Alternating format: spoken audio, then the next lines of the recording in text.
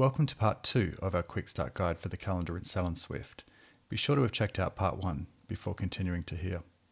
We've broken this into 3 short 5-minute demonstrations so you can make the most of the calendar. Moving and copying appointments. Imagine a client rings and wants to move their appointment to another day.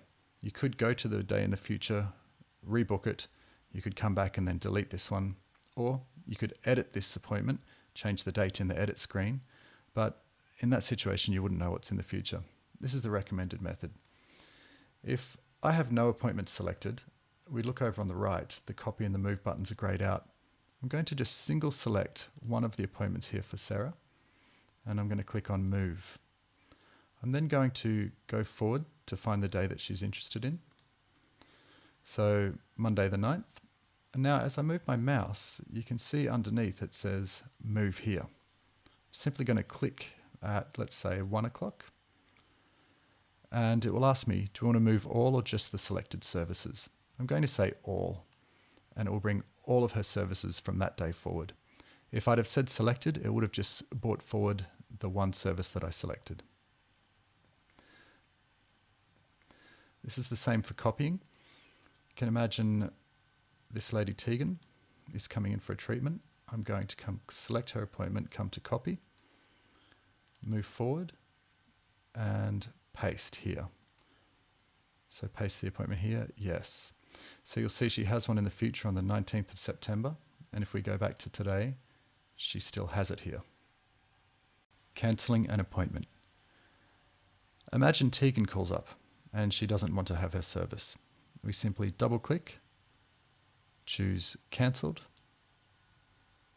say yes. It will then confirm, are you sure you want to cancel it? We'll say yes again. And her appointment is now cancelled. Marking an appointment as a no-show. Imagine this person here didn't show up for their appointment. They didn't call, and we'd like to mark them as a no-show so that the system can remember this in the future. Simply going to double click on their service and choose no-show. Say yes. And you'll see it's removed the service from the screen so that we can book other people into that space and not lose that time. But it will also put a mark against their name and say that they have no-showed X amount of times in the last 6 months. Marking an appointment as arrived. We can select an appointment, double click it, and mark the appointment as arrived. When we do this, you'll see that the color down the side changes. This lets you quickly know who's in the salon and who isn't. Do it again for a couple more. Arrived. Arrived. So you can quickly see at a glance via these colors who's in the salon and who isn't.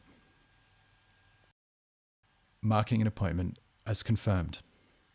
For those people that don't use the SMS appointment reminders, you can double click an appointment and mark as confirmed after calling them on the phone.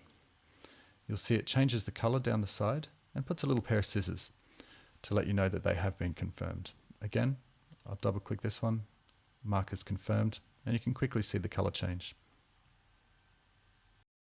Marking an appointment as booked. Sometimes you may have marked someone as arrived by accident or confirmed by accident, and you need to put them back to their original status. So in this situation, we'll grab this client, Brad, who is marked as arrived. I'm going to double click him. And we're going to come back and mark him as booked.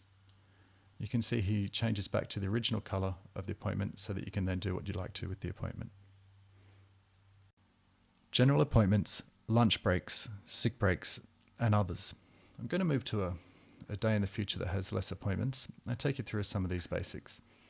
Imagine Emma here was starting a little late because she had to go to the doctor's. I'm going to click and drag the mouse and then release. And as I do so, you can see it's left behind a little colored section. With that in place, I'm going to come over to the new appointment button and I'm going to choose general. Here is where I'm going to type in doctor appointment, change general to away and click OK. So you can see Emma is away for a doctor's appointment. We might book her a lunch break. I'm going to click and drag, come over to new appointment and choose lunch. OK. I'm going to go to the end of the day and have her leave early. So I'm going to select again, come down to New, General, change it to, let's say, Busy, and we might say Meeting with Apprentices. You can see there's a lot of options here with what you can do with it.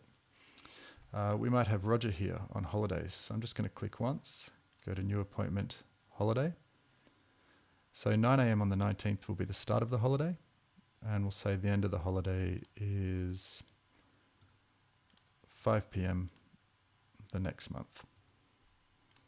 And you can see Roger is now booked out, and if we go forward days, he's booked all the way until he gets to the end of his holiday break. We can also book out sick time. So this employee here, new appointment, sick.